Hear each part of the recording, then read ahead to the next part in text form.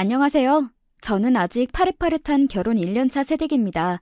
신랑과 오손도손 함께 지내는 재미에 시간 가는 줄도 모르고 재미있게 살고 있어요. 이 채널은 저희 엄마가 좋아하셔서 옆에서 보고 계신 걸 곁눈질 하다 보니 저도 여러분들 사연에 빠져서 그만 애청자가 되고 말았습니다. 먼저 결혼하신 선배님들 인생의 지혜가 녹아든 이야기들 들으면서 저도 배우는 점이 참 많아요. 저는 이제가 서른을 넘긴 직장인이고요. 남편과는 같은 직장 동료로 처음 만나 연애하다 결혼하게 되었습니다. 저는 어릴 적에 부모님 고향인 목포에서 태어나서 중학교까지 다니다가 고등학교 때 아버지 전근 때문에 서울로 전학을 온 이후로는 쭉 서울에서 살아왔습니다. 남편은 서울 강남 8학군 출신이고요.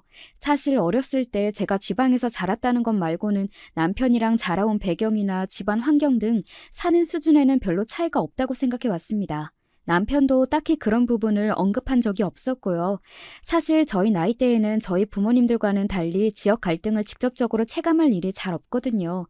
그래서 결혼하려고 남편 가족들을 만났다가 살면서 처음으로 촌년이라는 말을 다듣고 진짜 황당했던 기억이 나네요. 일단 앞에서 말씀드린 대로 저희 부모님은 두 분 다 전라도 목포 출신이십니다. 일가 친척들 모두 목포 출신이시고요. 그래서 친척들 모임에 한번 갈라치면 사방에서 아주 구수한 사투리가 정겹게 튀어나오곤 합니다. 어이, 자네 왔는가? 아니, 어디 이렇게 일이 늦어버렸는가? 일찍 나온다고 했는데, 그 짝에 사거리에 사고가 안 났던가요? 그래도 다 한 동네 사람들인데, 한 들이다 봐줘야지. 욕 받고만 욕 받어. 가끔은 저도 나름 목포 출신인데도 못 알아듣는 말이 있을 정도로 심한 사투리를 쓰시는 분들도 계세요. 원래 이 지역이 전라도 치고도 사투리며 지역색이 강하긴 합니다. 그래서인지 친척들끼리 유대감도 강한 편이었습니다. 내 식군이 남의 식군이 구분짓지 않고 사촌들끼리도 친동기간처럼 자라면서 저는 온 집안 어른들의 사랑을 듬뿍 받으며 자라났습니다.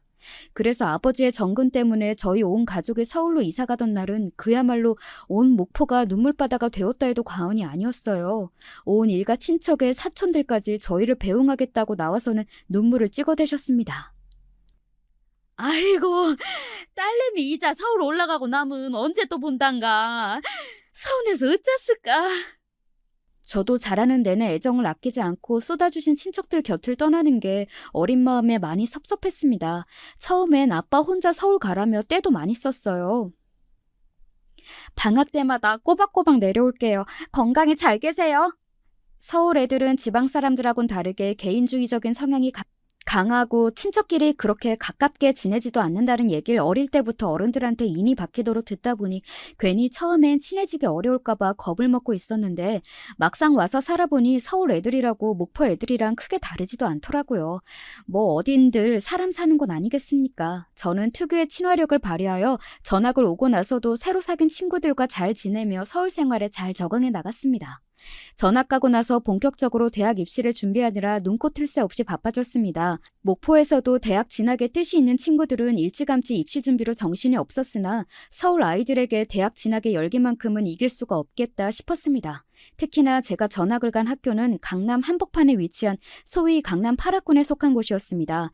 나중에서야 부모님께 사정을 전해 듣기로는 서울 사는 아이들도 강남 8학군 들어가기가 쉬운 일이 아니라 저처럼 중간에 전학을 들어갈 수 있었던 건 정말 천운이 맞아떨어진 결과였다고 하더군요. 사정이 이렇다 보니 주변에서 눈에 불을 켜고 공부하는 친구들을 지켜보는 제 마음도 조급해질 수밖에 없었죠. 그렇게 저희 눈물 없이는 들을 수 없는 험난한 입시 생활이 시작되었고 먹는 시간, 잠자는 시간 줄여가며 모든 시간을 공부에 쏟아부었습니다. 주변에 공부 잘하는 친구들이 워낙 많다 보니 제 성적 정도는 그냥 우습게 느껴지더라고요. 결과적으로 보면 전학을 오지 않았더라면 이렇게까지 좋은 대학에는 들어오지 못했을 거예요.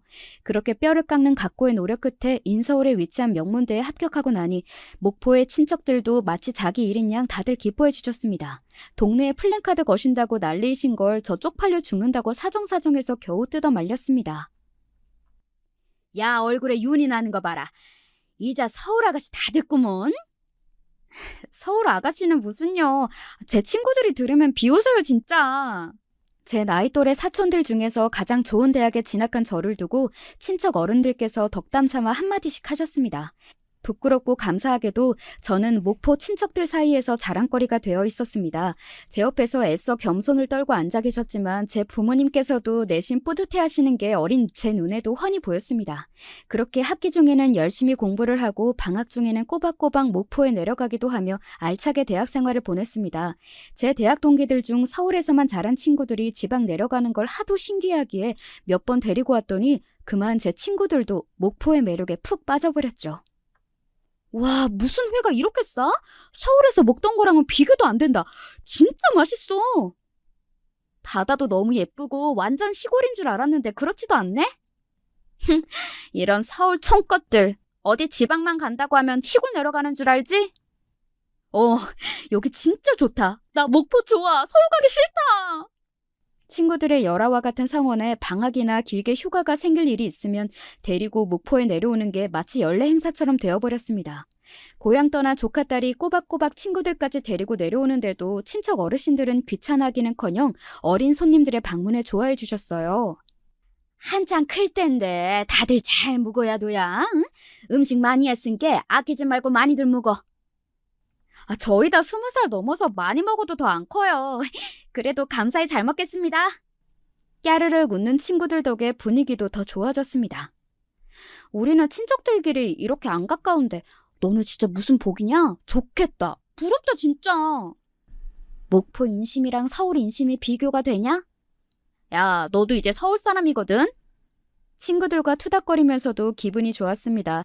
조카 딸의 친구들까지 살갑게 챙겨주시는 친척 어른들께 정말로 감사했습니다.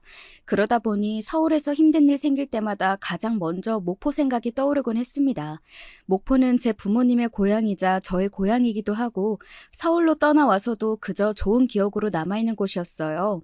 그래서 취업 후 같은 직장에서 지금의 남편을 만나 연애를 시작한 이후 처음으로 제 대학 친구들에게 남편을 소개하는 자리에서 자연스럽게 목포가 주제로 떠오른 것도 무리는 아니었을 겁니다. 대뜸 친구 하나가 남편에게 이렇게 물었습니다. 현수 씨, 지연이랑 목포 가보셨어요? 목포요? 네, 우리는 얘 대학 때 처음 만난 이후로 방학 때마다 거의 내려갔었거든요. 현수 씨는 아직이에요? 친구 말에 제가 눈알을 도로로 굴렸습니다. 사실 그때까지 남편에게는 한 번도 같이 목포에 가자는 말을 한 적이 없거든요. 친구들이야 제가 무슨 일만 생기면 목포 가자는 말을 입에 달고 살기도 하고 저희들도 저 따라 몇 번씩 목포에 내려가 보았으니 남자친구에게도 당연히 그랬을 거라고 생각한 모양이었어요. 하지만 친구랑 남자친구는 좀 다르잖아요? 친구들이야 그냥 제 친척들을 친척이라고 편하게 받아들이고 어울릴 수 있겠지만 남편은 입장이 좀 다르죠. 아주 어릴 때 사귄 사람이면 또 모르지만 대학 졸업해 취직까지 하고 나이도 어느 정도 찬 마당에 친척들이 버글버글한 목포로 같이 내려가면 친척 어르신들이야 당연히 신랑감 데려왔다고 생각하지 않으시겠어요? 저의 친척들이 어디 한두 사람도 아니고 바글바글하게 모인 제 친척들 사이에 뚝 떨어진 남편 모습을 생각만 해도 아찔했습니다. 이건 뭐 상견례가 따로 없겠죠. 그것도 일대 다수 상견례요. 생각만 해도 뒷목이 쭈뼛했습니다. 한 번 인사시켰다간 그대로 결혼식장으로 끌려 들어갈 판이었어요. 그런 취지로 남편에게 괜히 결혼으로 부담을 줄까봐 그간 목포에 가자는 얘기를 꺼내지 않은 건데 분위기가 요상하게 돌아가고 있었습니다. 제 딴엔 배려해서 그런 거였는데 웬만한 제 지인들은 다들 가본 목포에 저만 가본 적이 없다고 생각하니 그건 또 그것대로 서운한 모양이었습니다. 그날 모임이 끝나고 돌아가는 길에 차 안에서 슬쩍 남편 눈치를 보며 운을 뗐습니다. 자기한테만 딱히 말을 안 하려고 그런 건 아니고 아무래도 지방에 사시는 어른들이시다 보니 까딱 잘못하단 자기 놀러 한번 갔다가 망태기에 확 잡힐지도 몰라. 우리 아직 뭐 따로 계획된 것도 없는데 그런 건 서로 좀 부담스럽잖아. 그치? 제 딴엔 달래보겠다고 장난스럽게 말해본 건데 제 말에 남편의 서운한 기색이 더 커진 것 같았습니다. 자기만 괜찮으면 난 딱히 상관없는데? 딱 잘라 말하는 남편에게 더는 할 말이 없더라고요. 뭐 저가 괜찮다는데 어떻겠나 될 대로 되라는 심정이 되어버린 저는 결국 그 다음 주 주말에 남편과는 처음으로 목포에 내려가게 되었습니다. 아니나 다를까 목포의 친척들에게 제가 남자친구와 함께 내려간다는 소식이 전해지자 정말 난리도 그런 난리가 없었습니다. 그니께 이 짝이 우리 지연이 신랑감이라고? 그러제? 아따 인물이 흔하구만. 자, 내 잔 한 잔 받더라고. 그렇게 남자친구라고 강조한 제 노력은 어른들 한마디에 허사로 돌아가고 말았습니다. 10명이 넘는 제 친척들 사이에서 남편은 그야말로 포위 상태였습니다.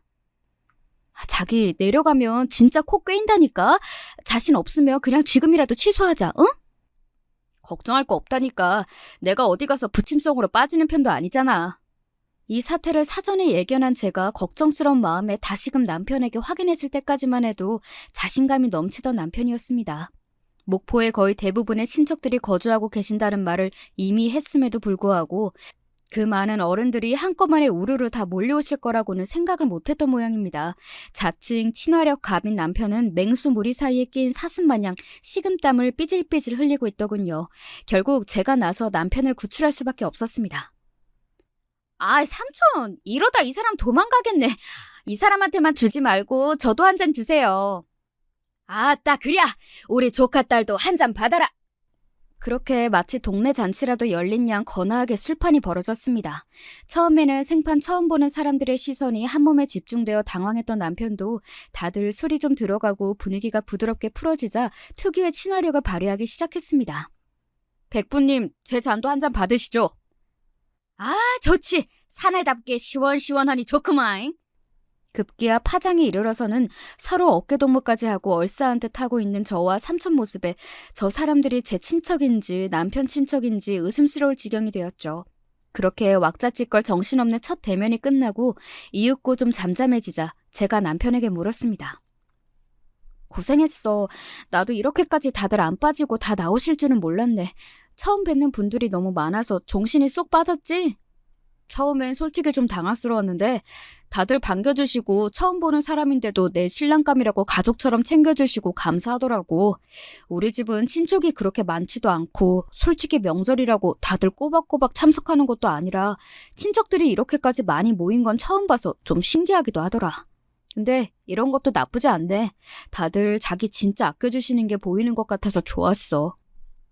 다행히 이 정신없는 와중에도 저의 친척들에 대한 남편의 첫인상이 상당히 호의적이더라고요.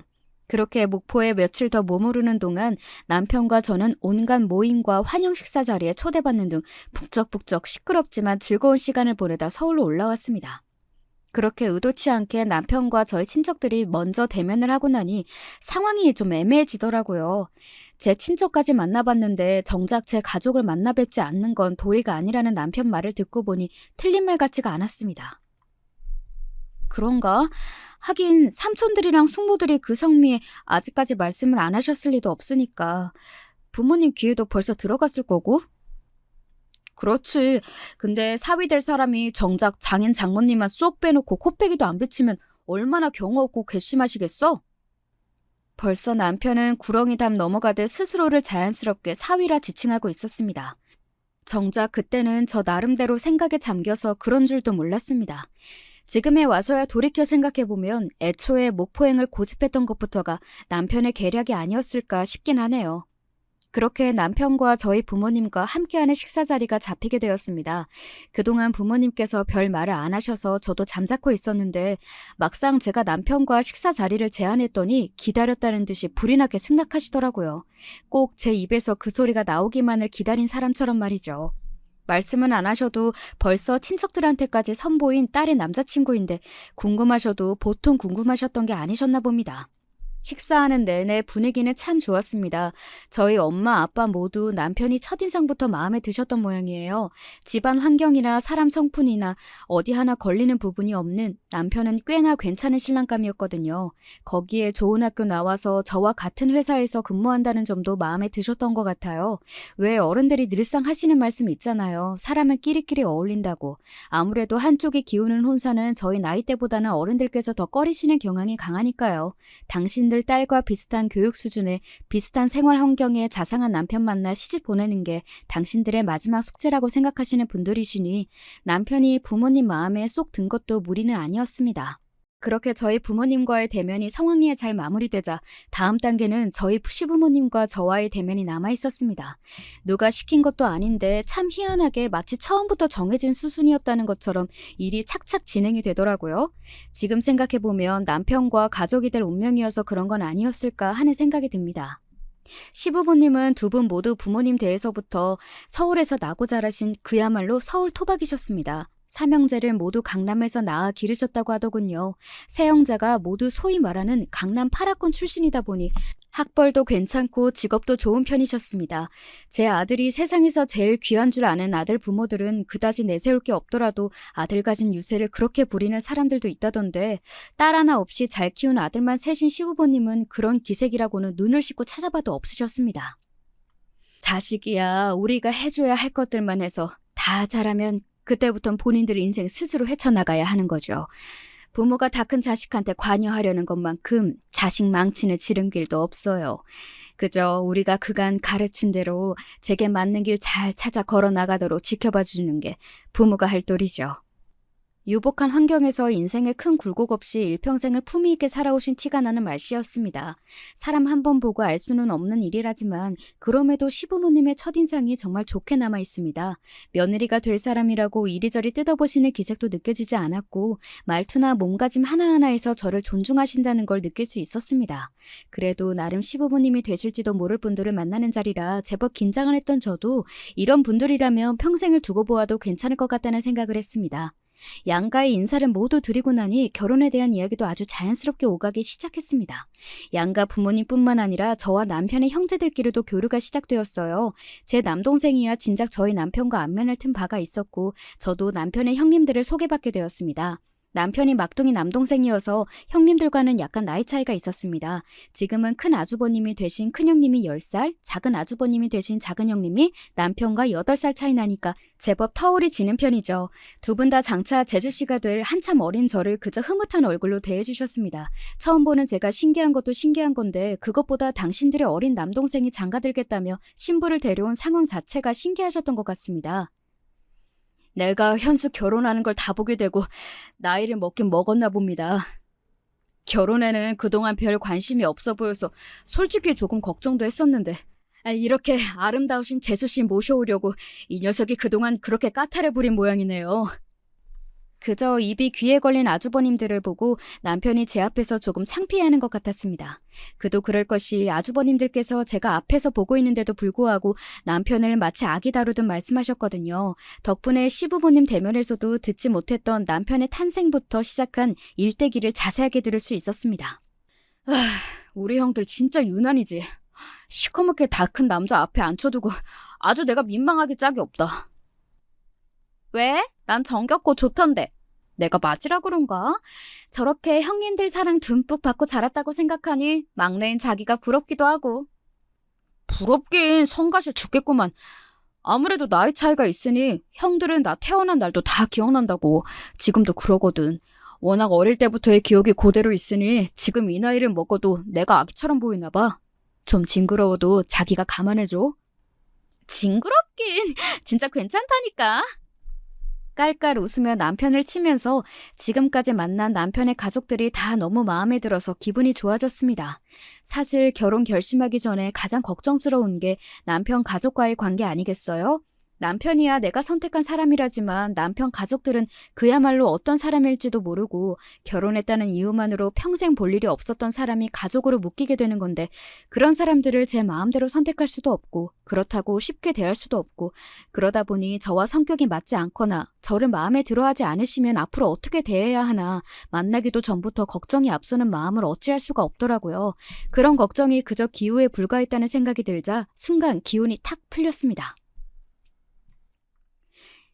이제 만나뵐 분들은 대강 다 배웠지? 동서되실 분들만 만나면? 그렇지?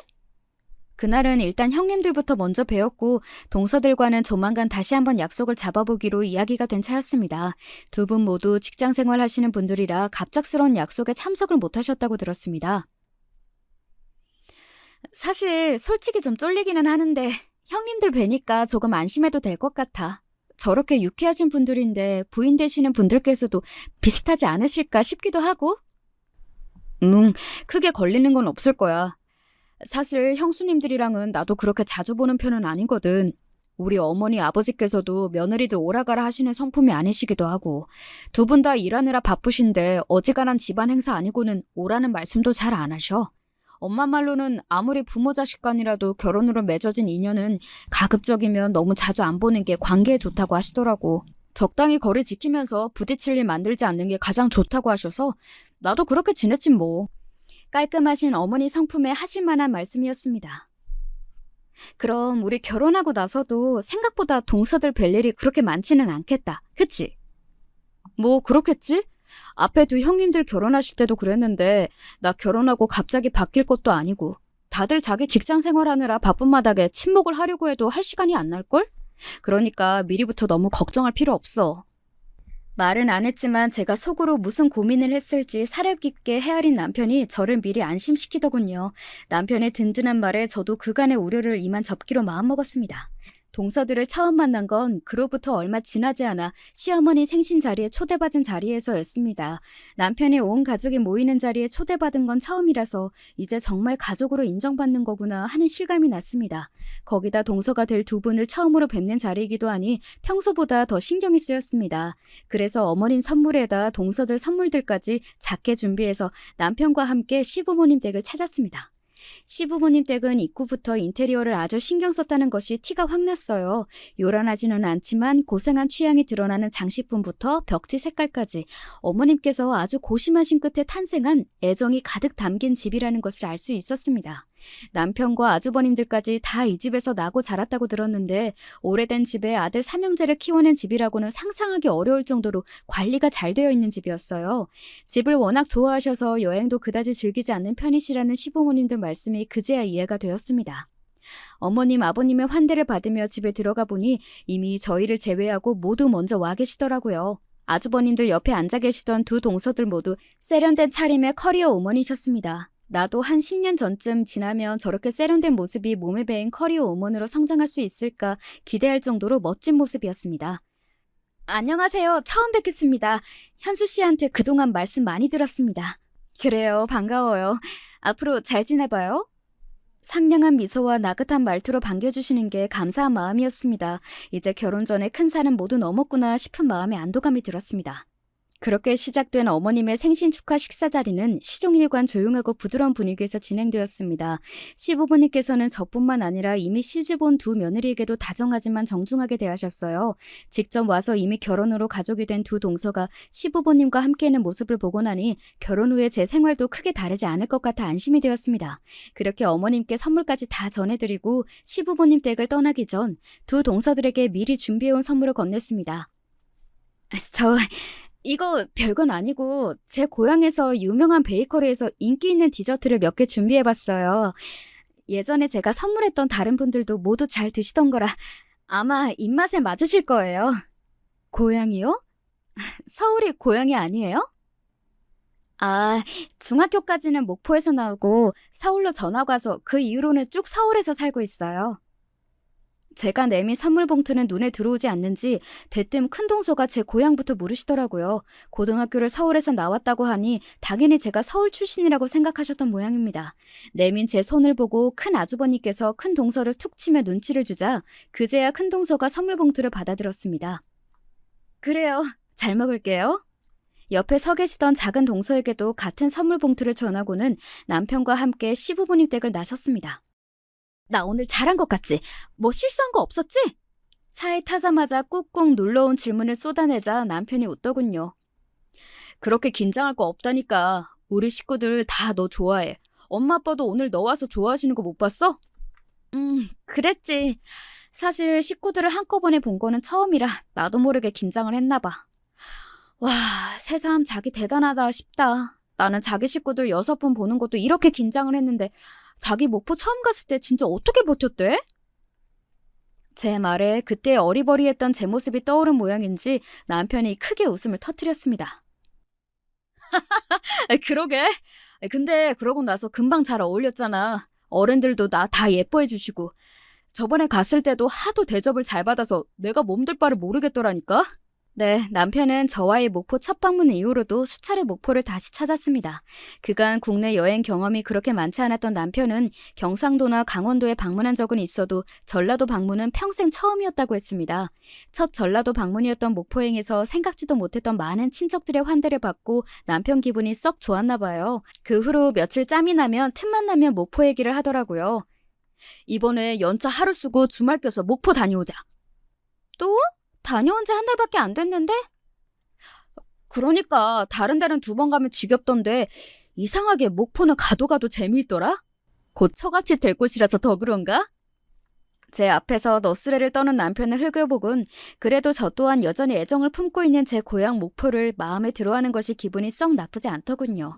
이런 연유로 그 이후로도 몇 번 더 목포에 내려가서 휴가를 즐겼고 덤으로 여전히 조카 사비가 예뻐 죽으려고 하시는 친척들에게 귀여움도 듬뿍 받고 올라왔습니다. 이번에 동서들에게 선물한 디저트들도 목포에서 전날 휴가에서 올라오며 직접 공수한 것들이었습니다. 형님들께서 선물 마음에 들어 하실까? 어머님 생신인데 어머님 두고 큰 선물을 하기도 좀 그렇고 해서 부담 없이 선물한 건데 너무 부실하지 않을까 걱정이네. 별 걱정을 다 한다. 아마 선물 받게 되실 거라고 생각도 못 하셨을걸? 좋아하면 좋아하셨지. 선물한 게 왜 문제가 되겠어? 그런가? 아무래도 주위에서 들은 게 많다 보니 어머님 아버님 처음 뵐 때보다 신경이 더 쓰였나 봐. 원래 손윗동서가 어려운 자리라고들 하잖아.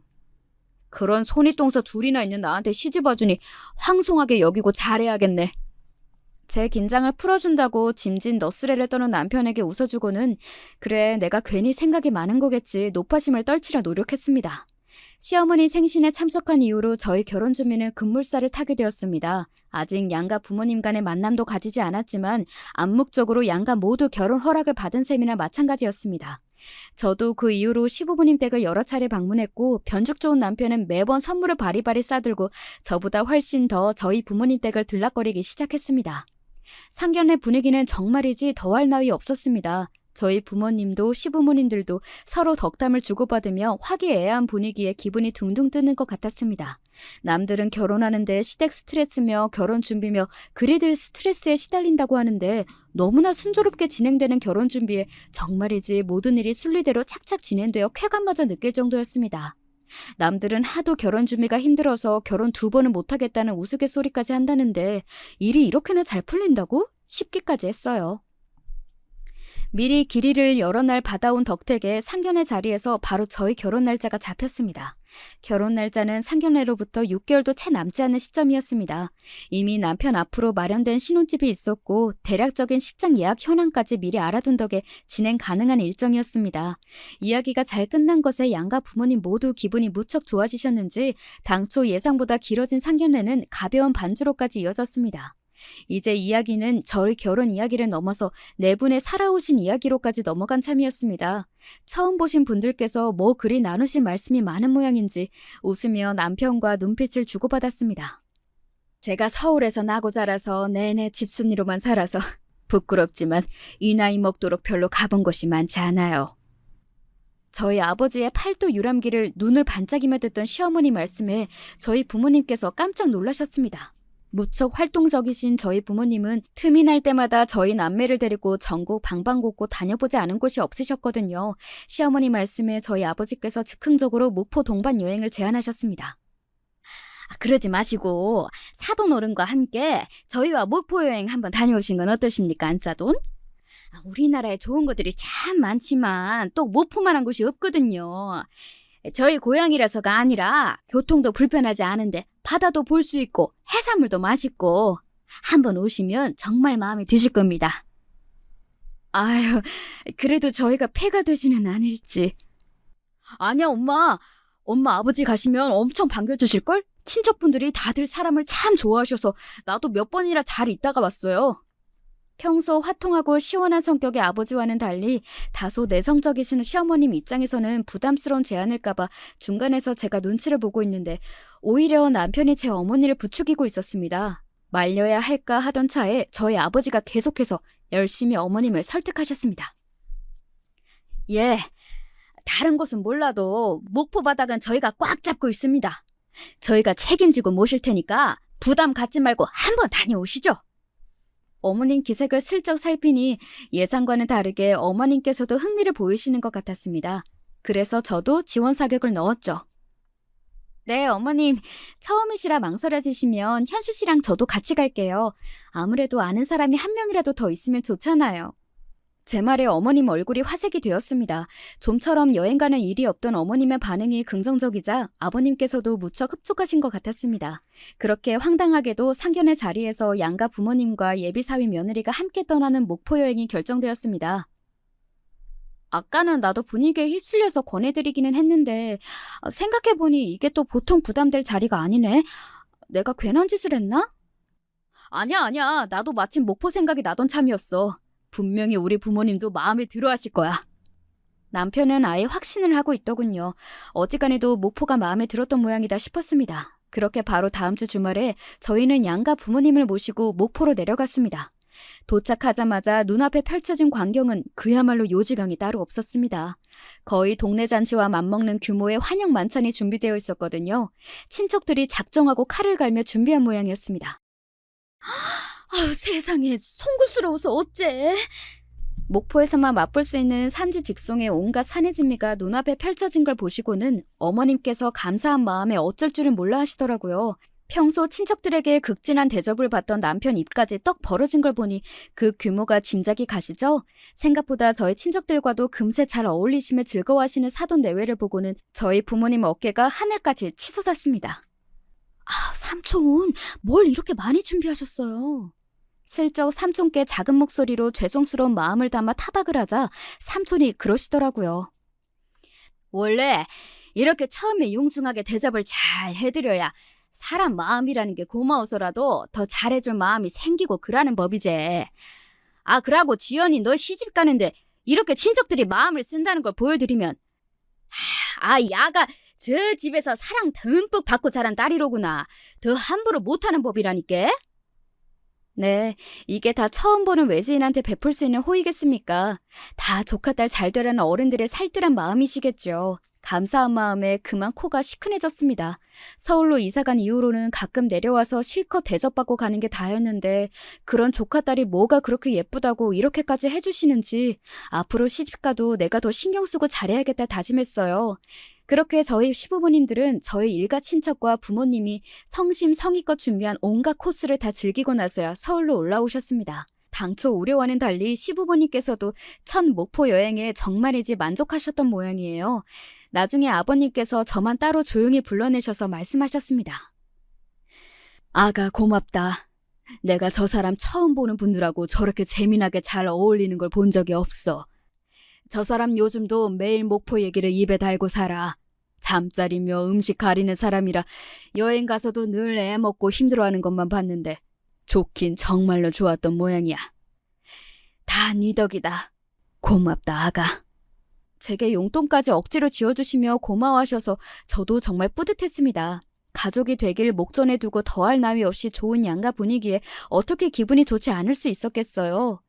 부모님까지 모시고 목포에 간 걸 아주버님들 내외까지 다 아시는 마당에 빈손으로 올라올 수는 없죠. 서울로 올라온 다음 날 목포 특산물을 바리바리 이고 지고 형님 부부를 다시 만났습니다. 세상에 이 귀한 걸 다 아버지 어머니 모시고 여행 다녀온다고 애 많이 썼을 텐데 뭘 우리 것까지 다 챙겼어요. 고마워라.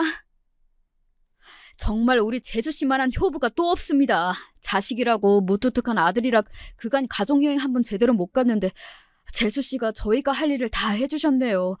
저번에 선물해주신 목포 디저트도 정말 맛있었는데 고맙습니다, 제주씨.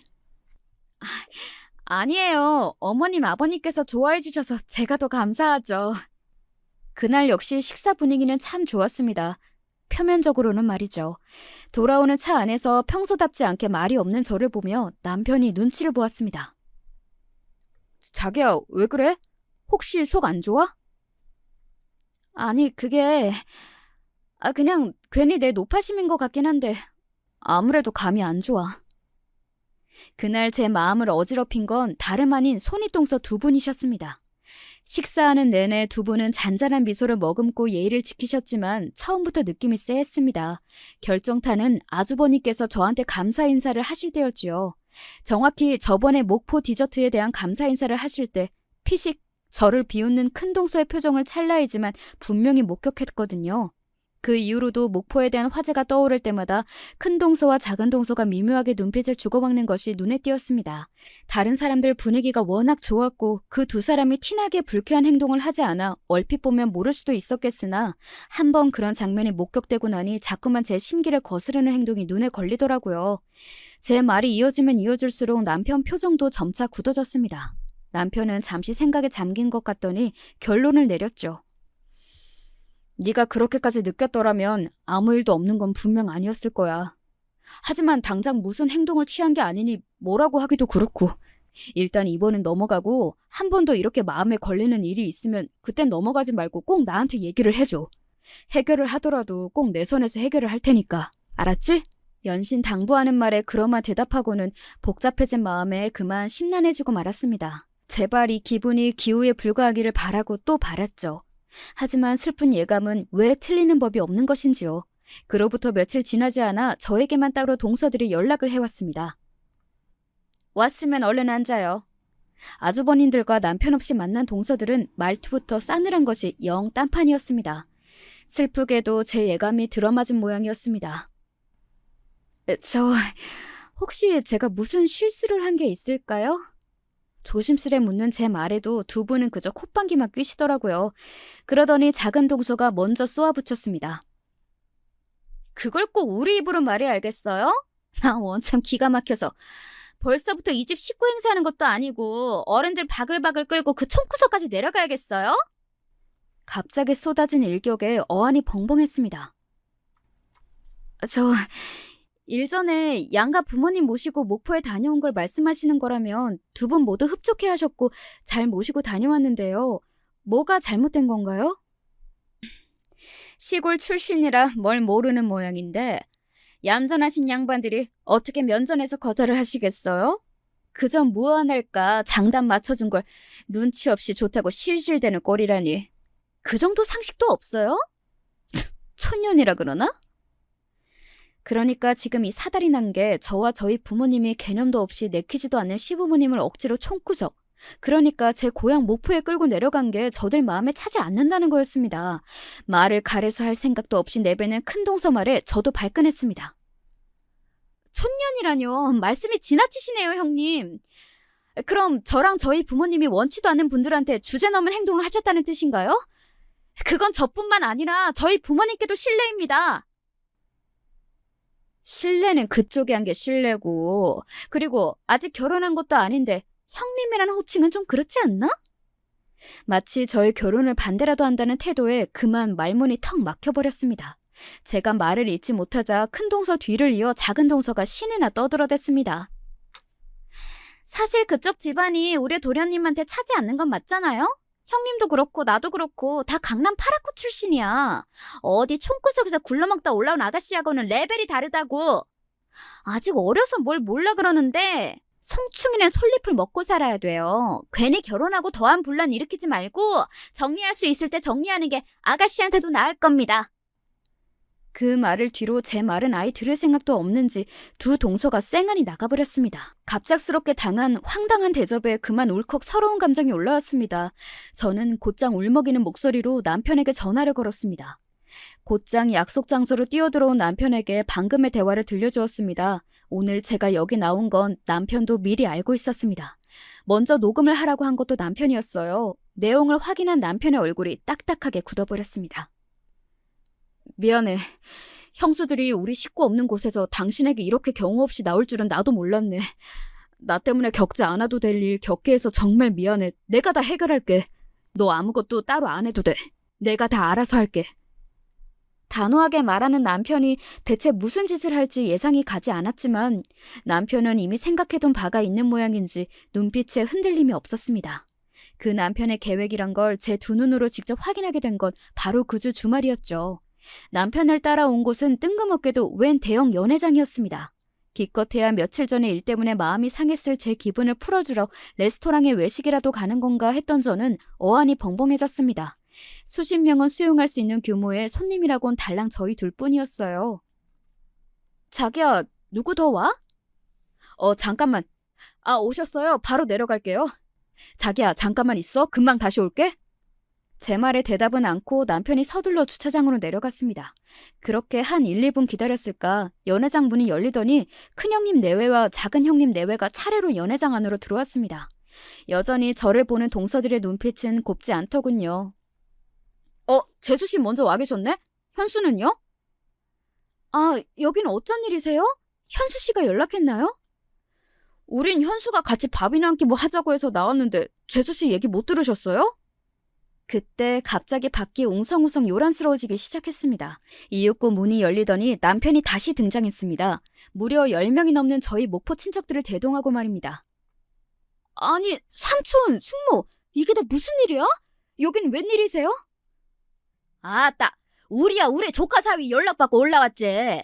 나가 우리 조카 딸이랑 조카 사위 덕에 서울 관광도 하고 좋은 구경도 하고 별일을 다 본다야. 뜻밖의 상황에 당황한 저를 둘러싸고 친척들이 반갑다고 난리도 아니셨습니다. 아주버님들과 동서들도 예상치 못한 상황에 당황한 기색이셨습니다. 어머 세상에 반가워라. 오시는데 불편하시지는 않으셨어요? 때마침 등장한 시부모님 때문에 놀라움이 정점에 다다랐습니다.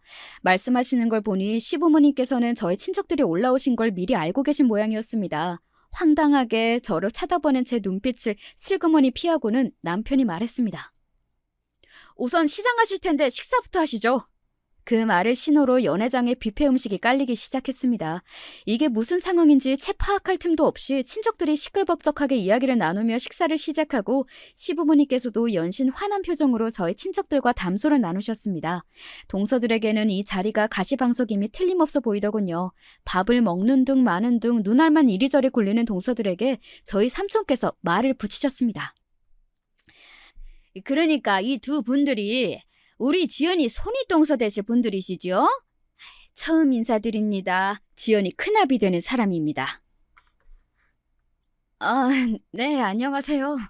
떨떠름하게 인사를 받는 동서들을 번갈아 쳐다보더니 이내 삼촌께서 말씀을 이으셨습니다. 역시 서울 분들이라서 교양이 있으시고 많이 배우신 분 같으시네요. 아따, 저희가 촌사람이긴 하지만 우리 지연이는 일찍이 서울 올라와서 제 할 일 열심히 하며 잘 배운 자랑스런 조카 딸입니다. 저희 같은 촌사람하고는 달라요. 저희한테는 참말이지 귀한 조카 딸입니다. 지방 사람들이라도 사는 거 그리 다르지 않아요. 지방에서 올라왔다고 너무 미워하지 마시고 우리 지연이 좀 예쁘게 봐주십사 부탁을 드립니다. 뜬금없이 이게 무슨 소리인가 싶어 시부모님은 물론이거니와 아주버님들까지 두 눈이 동그래져서 저희 삼촌과 동서들을 번갈아 쳐다보았습니다. 네, 남편의 계획은 동서들이 그렇게나 무시하던 저희 목포 친척들의 지원 사격을 받는 것이었어요. 그 뒤로 별다른 말씀은 덧붙이지 않으시고 다시 화기애애한 시간이 이어졌지만 시댁 식구들 모두 이상한 기류를 기민하게 감지한 이후였습니다. 이윽고 식사가 모두 끝나고 종일 구경을 다니신 탓에 피로하실 친척 어르신들을 먼저 숙소로 보내드리기로 했습니다. 남편이 미리 인근 호텔을 예약해 두었더라고요. 헤어지기 직전 삼촌께서 저를 살짝 불러내어 말씀하셨습니다. 예, 아가 지연아, 너희 신랑한테 대강 설명은 들었다. 네가 속이 많이 상하겠소. 삼촌이 이날 이때껏 살아오다 보니 참 별의별 사람들을 다 겪게 되더라. 저 사람들이 뭘 몰라 그랬겠거니 하고 너도 너무 마음 쓰지 말거라. 알았자? 삼촌도 속상하셨을 텐데 도리어 조카딸 마음을 도닥여주시는 손길에 눈물이 핑 돌았습니다. 네, 알아요. 여기까지 올라오시느라 힘드셨을 텐데 정말 감사해요. 감사해요, 삼촌. 고생은 무슨. 덕분에 우리 다 잘 놀았다. 안 그러냐? 그라면 맞장구를 치시는 친척 어르신들과 함께 모두들 호텔로 돌아가시자 아버님께서 굳은 목소리로 저에게 말씀하셨습니다. 다들 시간 좀 내야겠다. 그렇게 삼형제 내외가 모두 시댁으로 향했습니다. 동서들 꼴은 숫째 죄인이 따로 없었죠. 제 남편에게서 자초지종을 전해들은 시부모님의 얼굴이 무섭게 굳어버렸습니다. 세상에 이게 무슨 망신이야. 그 어르신들한테 그간 우리가 신세만 져왔는데 은혜를 원수로 갚은 격이 아니냐? 아버님은 그야말로 대노하셨습니다. 시집 온 이래 단 한 번도 시아버지 목소리가 높아진 걸 본 적이 없었던 동서들은 고개도 들지 못하고 무릎을 꿇고 벌벌 떨었습니다. 제 부인들의 기막힌 행실에 아주버님들께서도 제게 고개를 들지 못하셨어요. 아니, 어떻게 우리 몰래 뒤에서 재수 씨한테 그따위 짓을. 당신 정말 부끄럽지도 않아? 재수 씨, 우리가 대신 사과할게요. 정말 미안합니다. 저 사람이 정말 재수 씨께 저질러서는 안 될 짓을 저질렀어요. 저희가 정말 면목이 없습니다. 그 가시방석에서 동서들은 그야말로 대역죄인이었습니다. 모두의 저기를 한 몸에 받아내며 두 사람은 금방이라도 쪼그라들어 사라질 것만 같았습니다. 그 꼴을 입을 꾹 다물고 참담한 표정으로 지켜보시던 어머님께서 드디어 입을 여셨습니다. 너희들에게 정말 실망이구나. 그 말에 두 동서가 흠칫했습니다. 평소 순한 사람들이 화를 내면 그리 무섭다지요. 소리 한번 지르지 않으시고도 무겁게 떨어지는 시어머니 말씀에 저까지 심장이 얼어붙는 것 같았어요. 내가 그동안 너희들에게 거리를 지키고 예를 다한 건 그게 내 할 도리이기도 했지만 내가 그랬듯 언젠가 들어올 아랫동서에게 너희도 그러길 바라서였다. 그런데 너희들은 그간 나를 보고도 아무 느낀 점이 없는 모양이다. 그 말에 동서들이 울면서 어머님께 빌기 시작했습니다. 그리 표독스럽게 굴던 사람들이 정작 잘못을 저지른 제가 아닌 어머님께 비는 꼴을 보니 내가 별 대단치도 않는 사람들 때문에 쓸데없이 마음고생을 했구나 싶었습니다. 너희들이 사과할 사람은 내가 아니지. 지연이가 용서를 해주든 아니든 너희들은 잘못을 했으니 성심을 다해 사과해야 할 것이다. 더는 보고 싶지 않으니 둘 다 돌아가거라. 눈물을 질질 짜며 찍소리도 못하고 비척비척 사라지는 두 사람 꼴이 말도 아니더군요. 우리가 너한테 정말 미안하다는 말밖에 할 말이 없구나. 윗사람 덕이 부족해 너한테 겪지 말아야 할 일을 겪게 만들었으니 당장 내일이라도 사돈 내외와 친척분들께 꼭 사과를 드리마. 정말 미안하다. 진심으로 사과하시는 시부모님 모습에 저게 정말 참된 어른의 자세로구나 생각했습니다. 약속하신 대로 시부모님께선 다음날 저희 친척들과 부모님께 식사 대접을 하며 그간의 일을 말씀드리고 진심으로 사과하셨습니다. 저희 부모님 앞에서 거의 석고대죄를 하시는 통에 그걸 말리느라 저희 부모님과 저와 남편까지 진땀을 빼야 했습니다. 동서들이야 더 볼 것도 없이 저와 시부모님 앞에서 찍소리도 못하고 쥐죽어 지내고 있습니다. 한번 마음을 돌리시니 어머님이 그리 차가우실 수가 없더라고요. 어머님이 든든한 방패가 되어주시니 저도 눈치 볼 일 없이 제 할 말 다 하며 살고 있어요. 제 다사다난한 결혼 이야기는 여기까지입니다. 들어주신 여러분들 모두 감사드려요.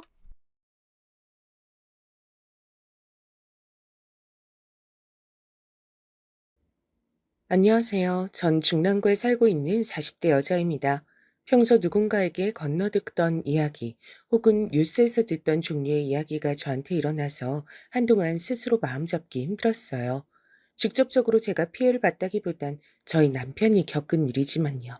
제가 이렇게 똑같이 속상해할 수밖에 없는 이유를 저희와 아무런 상관이 없는 분들도 얼마 안 돼 이해하실 것 같아요. 한번 들어보시겠어요?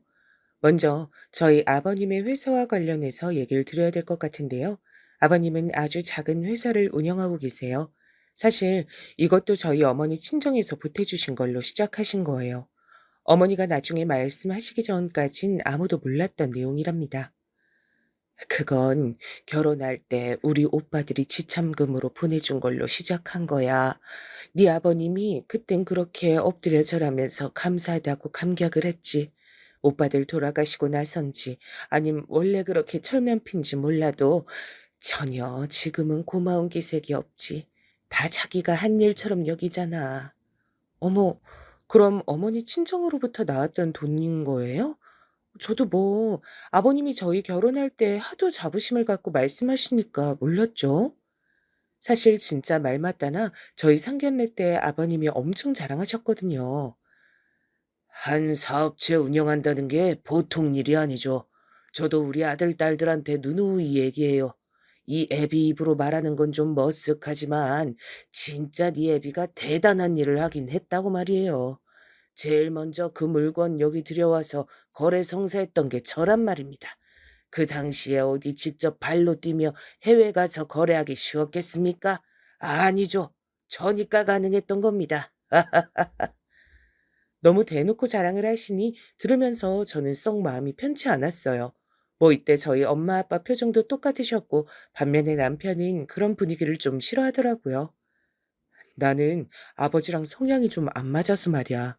옛날부터 난 엄마 쪽 성격을 많이 닮아서 밖에 나서서 말하고 그런 것도 안 좋아해. 근데 전부터 아버진 계속 저 조그만 회사 물려받으라는 둥 어쩌고 말씀하시는데 나는 못 해먹겠더라고. 아버지 성향이 맞춰진 회사는 나한테 안 맞아. 확실히 우리 남편은 이런 것 말고도 본인 아버지랑 좀 잘 안 맞긴 했어요. 곧잘 다투기도 했었는데 이유를 들어보니까 납득이 좀 되더라고요. 아버지, 아버진 꼭 그렇게 남들한테만 여유 있고 대포 큰 사람인 척 하는데 그러지 말고 엄마나 자식들한테나 좀 잘해주세요. 아까도 마트 가면서 엄마한테 소리 버럭 질러대고 저 무거운 것도 엄마 혼자 다 들고 가게 하는 거 보고 진짜 기겁했어요. 왜 그러는 거예요, 정말? 이때 아닌 게 아니라 아버님이 어머니를 좀 함부로 대하시는 구석이 있긴 해요. 그럴 때마다 어머니는 아들을 뜯어 말리셨고요. 아이고, 예. 이건 우리가 알아서 할 테니까 승호 너는 나서지 마라. 왜 굳이 아버지랑 싸우려 들어? 네 아버지 저러고 산 게 몇십 년째다. 엄마 괜찮으니 신경 쓰지 마. 이렇게 옥신각신하는 것도 결국 어머니와 남편일 뿐 아버님은 통화하시느라 이쪽은 신경도 안 쓰셨죠. 나중에 저희 애 태어났을 때도 계속 좀 허세 가득한 소리만 하셔서 저희 엄마도 무척 싫어하셨답니다.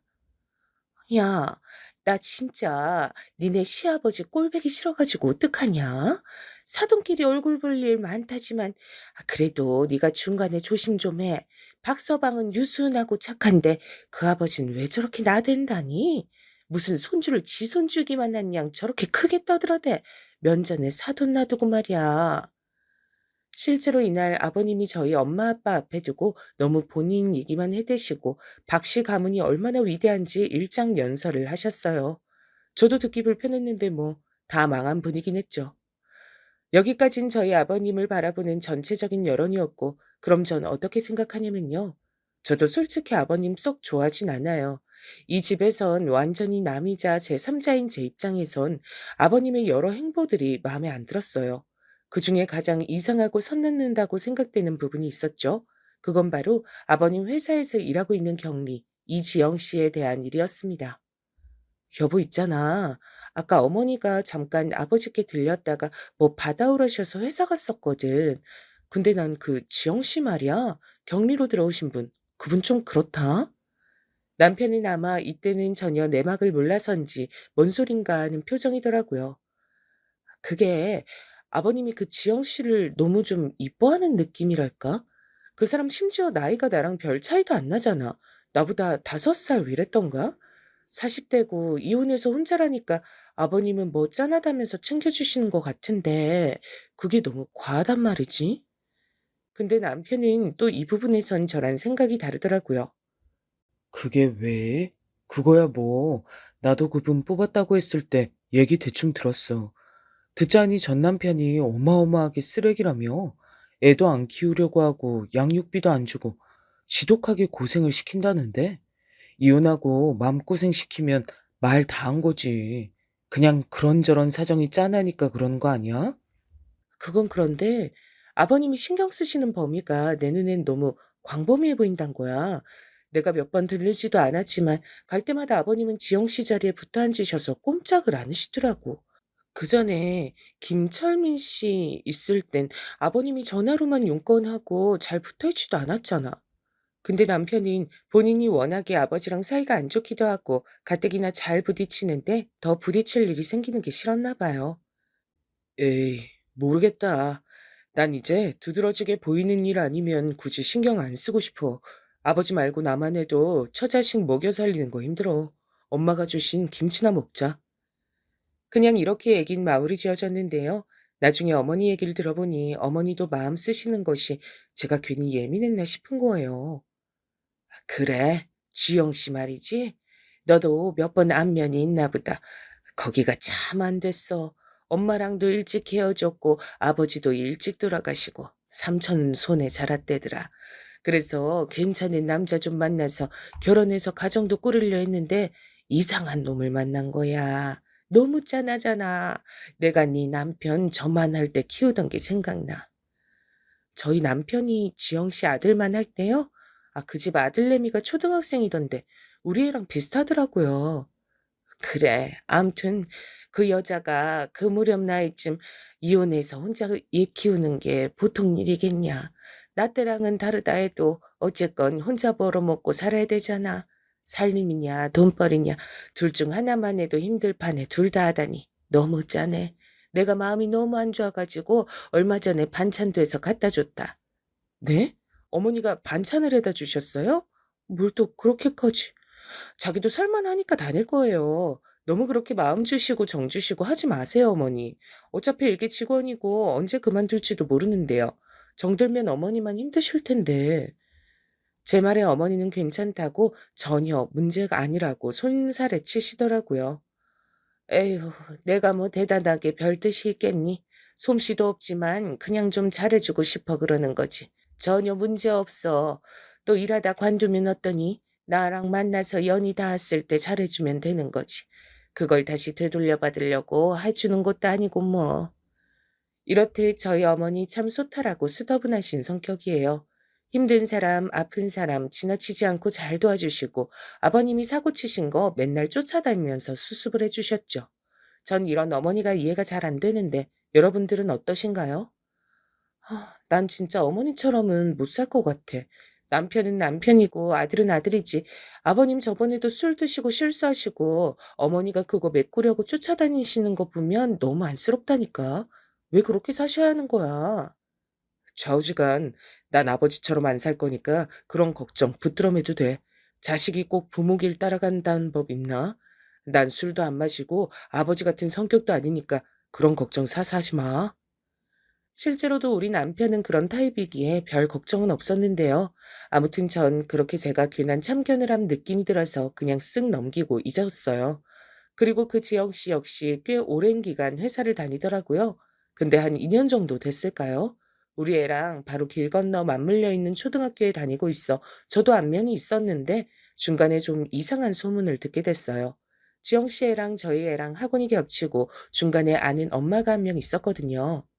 저기 민우네 엄마 이번에 태권도 같이 다니면서 알게 된 엄마인데 좀 그래. 난 저 집이랑 우리 애 같이 어울리게 하고 싶지가 않아. 응? 이유가 뭔데? 나도 저 엄마 알긴 알아. 그랬는데 이때 제 귀로 흘러들어온 얘기란 도저히 저 혼자만 알고 감당하긴 힘든 얘기였죠. 저 집이랑 같이 어린이집 나온 애 엄마한테 들었거든. 남편이 장난 아니기도 했고 이혼했다나? 근데 그 뒤로 두어 번 애 데리러 오는 남자들이 달랐다나 뭐라나 말들이 많더라고. 응? 아니 뭐 남동생이나 얘 삼촌일 수도 있잖아. 아니야. 애가 그때마다 아저씨 아저씨 했대잖아. 민우 엄마 얼굴도 이쁘장하고 옷도 되게 야시시하게 입잖아. 솔직히 그냥 애 엄마라도 보기 좋은 차림은 아닌데 이혼하고 너무 자유롭게 이성교제하고 애한테 혼란 주는 느낌이라 보기 좀 그래. 그러니 우리 애랑도 너무 교류 안 했으면 좋겠더라고. 전 이런 얘기는 너무 의외였죠. 일할 때 지영 씨의 모습이란 그냥 평범한 차림새였거든요. 그나저나 이혼 후에 만나는 남자들이 있었구나 싶었고 듣고 꽤 놀라웠어요. 이런 다소 찝찝한 소식을 들었지만 뭐 저랑 큰 상관없는 얘기라고 생각했고요. 저랑 엮일 일이야 아버님 회사 문제 아니곤 없으니 적당히 거리를 두면 된다고 생각했는데요. 하지만 제가 그렇게 마음은 먹은 대로 흘러가지 않고 아주 지저분하게 엮이게 돼버린 거예요. 그 계기는 마치 계기란 단어를 쓰기도 참 참혹하고 슬픈 일로 인해 만들어지게 됐습니다. 당시 우리 남편이며 아가씨며 다들 세상이 무너진 얼굴로 우왕좌왕하던 모습 생각하면 제 가슴 한쪽 언저리가 다 쓰러올 정도예요. 그건 다름 아닌 저희 어머니와 관련된 일 때문이죠. 어머니는 정말 돌연 아주 바람처럼 저희 곁을 거짓말처럼 떠나셨어요. 평범하게 우리가 일어나서 밥을 짓고 먹고 바쁘게 출근 준비를 하는 그 시간대에 정말 너무 아무렇지 않게 비보를 전해오셨죠. 그것도 아버님을 통해서 말이에요. 니들 얼른 이리로 건너와라. 큰일이다. 큰일 났어. 이 전화를 제가 받게 됐고 제대로 되묻기도 전에 뭔가 예감이 이상하다 싶었어요. 밥 먹고 있는 남편에게 이 말을 전하니 저와 비슷한 감정이 들었나 봐요. 저흰 재빨리 아이를 친정에 맡기고 얼른 시댁으로 갔는데 거기서 다시 봐도 믿기 어려운 광경을 눈으로 보게 됐죠. 아, 아버님, 이게 저기 어머니 어떻게 되신 거예요? 제 말에도 아버님은 대답을 못하고 얼굴을 양손에 파묻은 채 어쩔 줄 몰라 하고 계셨고, 우린 그렇게 우여곡절 정말 정신이 하나도 없는 상태로 어머니를 떠나보내게 됐어요. 그 상황이 유서 한 장 없이 정말 이렇다 싶게 뭔가 알만한 방도도 없이 삶을 마무리하셨더군요. 당시 저는 친정과의 해외여행을 계획하고 있었지만 당연히 취소할 수밖에 없었죠. 어머니 장례와 일정이 겹치지는 않고 한 2주 정도 되긴 했지만 도저히 진행할 수 없는 상태였어요. 갑작스레 장례가 치러진 뒤 남편과 아가씨는 정말 아무런 정리도 하지 못했죠. 너무 당연한 사실이지만 남편은 이 사실을 받아들이지 못했죠. 얼마나 힘겨웠음 저에게 이렇게 말하더라고요. 너무너무 이해가 되면서도 저 역시 겁이 났어요. 여보, 나 회사에 휴가를 좀 더 내야 될 것 같아. 숨이 너무 가빠오고 일에 집중도 안 되고 심장이 막 쿵쾅쿵쾅 뛰어. 나, 나 좀 쉬어도 될까? 집에서 그냥 아무것도 안 하고 누워있고 싶어. 그래, 여보. 당연히 쉴 수 있을 만큼 끌어다 쉬어. 쉴 때 쉬어야 되고, 울 때 실컷 놀아야 된대. 안 나올 때까지. 괜찮아. 당신 쉬어도 되니까 아무것도 안 하고 있어, 그냥.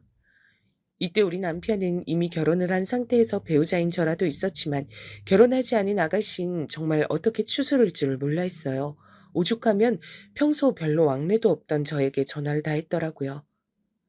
언니, 나 진짜 너무 힘들어요. 우리 엄마가 그렇게 가다니. 언니는 믿어져요? 장례 치료가 할 거 다 했는데도 실감이 안 나서 실감이 나는 부분과 안 나는 게 너무 세게 대조가 돼서 진짜 못 견디겠어요. 나 어떡하죠? 평소 마음 약하고 순한 아가씨였기에 진짜 이 남매를 어쩌면 좋나 싶어 저도 감정이 벅차오르더라고요. 저 아가씨, 괜찮음 우리 집 와 있어요. 혼자 있지 말고 오빠도 당분간 얼마 휴가 낸다니까 아가씨도 우리 집 와서 같이 TV도 보고 그래요. 이런 식으로 남매를 달래가며 전 저대로 나름의 충격과 피로감에서 벗어나기 위해 무던히 노력을 했어요. 근데 얼마쯤 지나 남편이 갑자기 누굴 같이 만나자는 거예요. 김 팀장님, 아버님 회사 꽤 오래 다니시다가 얼마 전에 그만두신 분 맞지? 장례 때도 오시지 않았나? 근데 왜 당신한테 만나재? 나도 모르겠어. 암튼 급한 일이라고 좀 만나달라시는데 당신도 좀 같이 가주면 안 돼? 저도 뭔가 싶어서 일단 같이 나갔는데 그때 들었던 얘긴 일전에 들었던 그 어떤 소문이나 농담거리보다 큰 충격으로 다가왔어요. 아, 안녕하세요. 사모님도 같이 오셨구나. 그죠? 저희 사장님 며느님이시잖아요. 오늘 제가 뵙자고 한 게 사실 외람되지만 좀 드릴 말씀이 있어서요. 솔직히 좀 그냥 덮고 넘어가려 했는데 상황이 이렇게 되니 제 마음이 너무 안 좋아서요. 뭔 얘기를 하려고 이렇게 뜸들이나 싶어 물만 벌컥이며 기다리던 우린 엄청난 얘기를 듣게 됐죠. 새삼 내가 생각한 것이 내 촉이 틀리지 않았단 게 이렇게 슬픈 일일지 처음 알았어요. 아니, 그럼 김 팀장님이 같이 근무하실 때 그렇게 느끼셨단 거예요? 그 격리, 지영 씨랑 저희 아버님이 좀 그래 보이셨단 말인 거죠? 전 이 말을 하면서도 너무 놀라서 차마 옆에서 같이 듣고 있는 남편의 표정을 보지도 못하고 물었어요. 네. 그게 사실 지영 씨 일처리가 그닥 능숙한 것도 아니고 매번 회계 내역도 틀리고 결국 제가 다 손보기도 하고 저도 꽤 오래 다녔지만 뭐 그만두게 된 여러 가지 이유 중 지영 씨 뒤치다꺼리를 제가 하는 스트레스도 있었죠. 그게 사장님이 참 이뻐하시더라고요. 나중엔 도가 지나치기도 하고. 도가 지나치다니 어떤 말씀이신지. 그러자 김 팀장님은 저희 남편 눈치를 슬쩍 보더니 어렵게 말을 하시더군요. 아, 기왕 이렇게 말씀드리러 왔으니 제 생각엔 사모님도 아마 어느 시점부터 나시지 않았을까 싶거든요. 굳은 얼굴로 사무실 나가는 것도 몇 번 봤고, 암튼 제 추측으론 증거는 없지만 사장님이랑 지영 씨 외근도 많이 나가고, 앞만 봐도 연인 같은 대화를 탕비실에서 하는 것도 많이 들었죠. 법인카드 영수증 봐도 수상할 때가 있고, 그럼 그 저희 아버님과 지영 씨가 연애하는 것 같단 말씀이신 거죠? 전 너무 당황스러워서 말 앞뒤도 안 맞게 이상한 말투로 물었고 김 팀장님은 눈 질끈 감고 그렇다고 끄덕이시더군요. 솔직히 사모님이 모르실 리가. 아니 아셨을 것 같아요. 그게 최근이고요. 아시겠지만 사모님께서 지영 씨 참 이뻐하셨는데 지영 씨 애기도 본인 손주뻘이라고 용돈 주시고 아유 저 이번에 장례식 왔다가 느낀 거 정말 많았어요. 감히 상상도 안 되더라고요 그 심정이. 게다가 지영 씨도 왔었잖아요. 순간 저도 불현듯 머릿속을 번개처럼 스쳐가는 게 그 지영 씨가 정말 상복을 입고 어머니 장례식에 오시긴 했거든요. 그때 묘하게 김 팀장님이 지영 씨를 본체만 채 했던 게 떠올랐죠. 제가 같이 앉으시라고 안내했는데 표정이 썩 안 좋으셨거든요. 그날 진짜 뭔 주제로 왔나 싶어 말도 안 나오더라고요. 전 비보를 듣자마자 올 것이 왔구나 싶었고 마음이 너무 쓰렸어요. 왜냐면 사모님은 저희 어머니 연배시고 저한테도 무척 잘해주셨죠. 그래서인지 전 지영 씨 진짜 치가 떨리고 용서가 안 돼요. 가장 야속하게 느껴지는 건 사장님이지만요. 암튼 사모님 저렇게 되신데 두 사람 책임이 막대하게 느껴질 뿐이에요. 그제서야 전 정신이 들어 남편을 쳐다봤고 표정을 전혀 볼 수가 없었어요. 왜냐면 거의 오단의 얼굴을 파묻듯 고개를 숙이고 있었거든요. 이런 엄청난 얘기를 듣고 남편은 거의 부축받듯 저한테 안내를 받아 차에 올라탔고 제가 운전해서 집까지 겨우겨우 왔죠. 남편은 결국 이 무렵 심각한 우울감에 시달려 회사로 돌아가길 힘들어했고 정말 아슬아슬하게 본인 앞에 놓인 휴가들을 다 빼서 쓰게 됐어요. 이렇게 유약한 사람이 얼마나 상처가 클까 싶었고 전 이런 얘기를 감히 저희 친정엄마에게조차 못하고 있었죠. 이때 남편이 저한테 나지막한 목소리로 부탁하더라고요. 여보, 부탁인데 그 아버지 얘기 있잖아. 유정이한텐 말하지 말아주라. 그냥 미안한데 나랑 여보만 알고 있으면 안 될까? 무슨 말인지 알지? 그러면서 그 소눈 같은 눈망울이 시뻘겋게 충혈된 걸 보니 얼마나 가슴이 찢어지던지요. 알겠다고 몇 번이나 안심을 시켰고 저도 이걸 어떻게 소화하고 삼켜야 할지 몰라 한참 답답했어요. 저야말로 어디 정신과라도 상담 받아봐야 되는 거 아닌지 너무 갑갑하더라고요. 그런 차 아버님은 배우자 장례를 치른 지 한 달 남짓 된 사람이라고 볼 수 없는 모습으로 저희에게 갑작스런 통보를 하셨죠. 그래, 벌써 시간이 이렇게 지났는데 집도 좀 정리를 해야 될 것 같다. 니들도 알다시피 집에서 나도 이제 더 혼잔 못 있어. 힘든 꼴도 봤고 암만 해도 갱년기로 그렇게 힘들다더니 저렇게 갈 줄 몰랐지. 나도 너무 힘들다. 여기 좀 정리하는 거 니들 와서 도와라. 전 이 전화를 받고 손이 부들부들 떨리더라고요. 가뜩이나 다른 부분으로도 충분히 소문이 안 좋은 그 여자, 지영 씨와 그런 사이란 걸 다른 직원한테 걸렸잖아요. 아버님은 그런 걸 전혀 모르는 눈치셨어요. 와중에 이런 말씀까지 하시는 아버님, 솔직히 저희 시아버지니까 저도 여러모로 참고 겨우 넘겼지 남이었음 가만 안 뒀을 것 같아요. 그렇지 않나요? 나도 많이 우울해.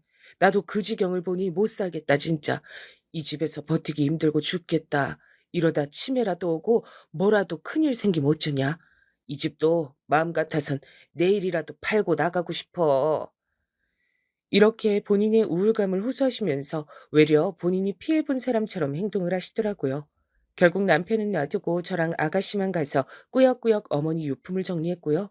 이때도 아가씨는 많이 울었어요. 저도 울음이 올라오고 사정을 대충 파악하고 있어서인지 더 착잡했습니다. 이후로 급기야 아버님은 아주 빠른 속도로 그 집을 파셨고요. 새로운 곳에 아파트를 얻어 이사 가셨답니다. 전 조금도 내키지 않았으나 예의상 몇 번 여쭤봤는데 이게 참 돌아오는 반응이 많이 쎄하더군요. 아버님, 제가 몇 번 들락날락하면서 챙겨드려야 될 것 같은데 반찬 같은 건 어떤 게 괜찮으세요? 솜씨는 없어서 입맛에 맞으실지 모르겠네요. 그런데 아버님은 한사코 괜찮다고 거절하시는 거예요. 평소에도 그렇게 어머니나 절 자잘하게 부려먹으시던 분이 말이에요.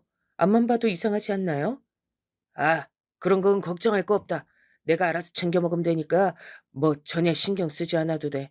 이제 그 집도 나왔고 이사했고 내 몫은 내가 알아서 해야지 뭐.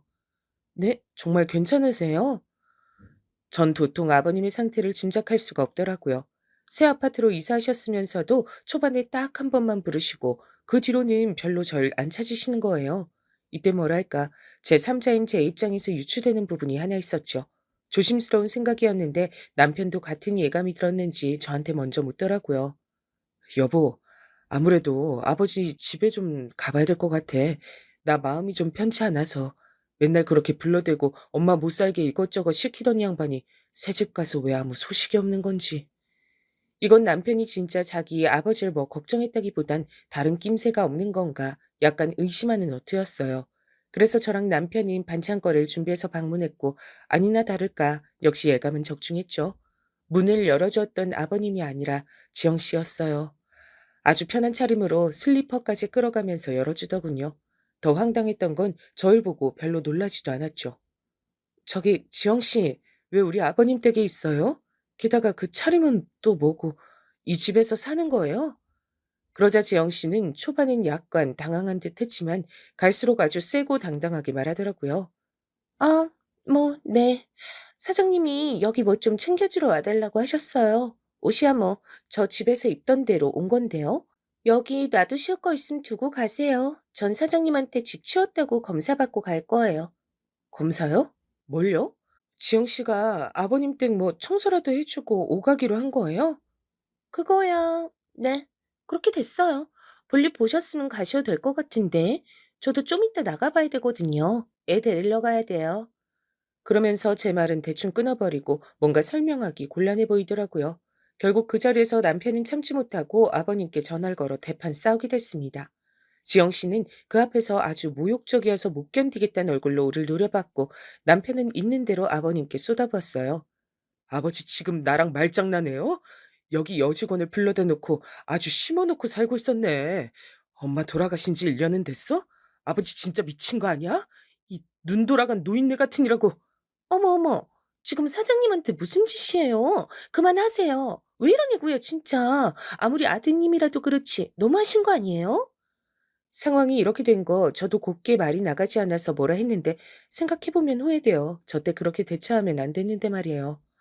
저기 지영 씨, 우리 이래저래 안면 있는 사이니까 말하는 거지만 아무리 아버님이 오라고 하셨다고 한들 이렇게 편하게 들락거리고 하면 안 돼요. 알잖아요. 우리 어머니 장례 치른 거 이제 한 달 됐어요. 솔직히 말해서 두 분 사이 소문도 있고 지금 별로 좋은 얘기 안 도는 거 알잖아요. 본인이 알아서 이런 건 끊었어야죠. 그러자 지영 씨는 꼬리라도 밟힌 고양이 마냥 확 날을 세우고 저에게 달려들지 뭐해요. 뭐예요? 지금 그 말투? 나를 뭐 이상한 여자로 몰아가는 말투네. 나야 사장님이 돈 준다고 하니까 급여대로 맞춰서 여기서 할 일을 하는 것뿐이에요. 내가 무슨 헛바람 든 여잔 줄 알아요? 그쪽도 평소 건너 학부모 관계라 내가 별말 않고 참았는데 은근 뒤에서 나 무시하는 거 모를 것 같아요? 진짜 기가 막히고 코가 막힐 노릇이더라고요. 이 여자 쉽게 볼 사람이 아닌 것 같긴 했지만, 아니, 70이 다 된 노인네 집에 이상하게 옷 입고 와서 주인처럼 있는 게 정당한 모양새인가요? 결국 이때 얼마 안 되어 아버님이 들이닥치셨고요. 분위기 대충 보아오니 파악이 되셨죠. 지영 씨와 본인 관계를 아들 부부가 어느 정도 눈치챘다는 걸요. 워낙 꾀가 있고 머리 회전이 빠르신 분이니 발뺌하는 건 포기하시고 자백을 하셨죠. 아휴, 진짜 뭐랄까? 늙은 여우 같은 노인네란 생각이 들었어요. 교묘하게 자기 잘못은 다 빠져나가더라고요. 그래, 뭐 갑작스런 변화가 있어서 나도 생각보다 빨리 니들에게 말을 하게 됐다. 나도 이거 참 너무 곤란하고 어쩔 수가 없더라. 나도 많이 힘들었고 여기 지영 씨랑도 어쩌다 보니 인연이 닿았다. 네 엄마 보내고 내가 보통 심정이었겠냐? 이 말에 남편은 곧장 바로 말을 자르고 대들더라고요. 그럴 수밖에 없었을 거예요. 아버지, 진짜 나 돌아버리는 꼴 보고 싶지 않으면 그딴 식으로 말하지 마요. 내가 모를 것 같아? 내가 들은 게 없는 줄 아냐고. 증거? 갖고 오라면 얼마든지 보여줄 수 있어. 엄마 그렇게 보낸 건 아버지야. 아버지랑 저 미친 여자라고. 어떻게 엄마를 보내고도 머리로 느낀 게 없어서 이렇게 살림을 차리고 앉았어? 구구절절 조금도 틀린 말이 없고 너무나 지당하신 말씀이었으나 이상한 대로 눈이 맞아버린 남녀에게 바른 말이 들릴 리가 없었죠. 아버님은 외려 먹긴 놈이 성낸다고 본인이 더 들고 일어나서 막 소리를 지르시대요. 제가 볼 땐 본인이 끼고 사는 그 지영 씨 보기에 뭔가 남자 입장에서 창피했나 봐요. 아휴, 이렇게 상상해보며 쓰면서도 역겹고 토할 것 같네요. 다 늙은 노인네가 젊은 여자 꿰차고 마누라가 스스로 생을 달리하게 만들어 놓고 말이에요. 뭐야? 이놈 진짜 자식놈 키워봤자 아무짝에도 쓸모가 없지. 어디서 말을 그따위로 만들어내? 내가 네 엄마를 보내? 내가 왜? 나는 충격 안 받았는 줄 알아? 너 이놈의 자식, 나한테 당장 용서를 빌어라. 어디서 말을 그따위로 하냐고? 이 답도 없는 싸움 앞에 전 이미 싸울 의욕도 잃고 질려버렸고 그 옆에서 계속 불쌍한 척 역겨운 얼굴을 하고 있는 지영 씨도 꼴 보기 싫었어요. 남편은 계속 악을 쓰고 대드는데 결국 중간에 제가 팔을 잡고 말렸죠. 아버지, 아버지는 엄마한테 미안하지도 않아? 일평생 자식 낳고 길러주고 고모들까지 시집 보내주고 맨날 아버지가 싸지르는 똥 치워줬던 엄마한테 어떻게 이럴 수가 있어? 내가 이 꼴 그냥 두고 볼 줄 알아? 이놈의 자식이 진짜. 부부 사이 일을 네가 뭘 알아? 네 엄마가 엄마로서야 네한테 어땠을지 몰라도 부부 사이는 부부만 아는 거야. 나라고 뭐 네 엄마한테 서운한 건 없는 줄 아냐? 원래 그렇게 성급하고 판단을 잘못하는 사람이야. 네가 뭘 아냐고? 이야, 아버지 진짜 기가 막히네. 정말 끝내준다. 당신은 내 아버지도 뭣도 아니야. 사람이면 이럴 수 없어. 이럴 수가 없다고.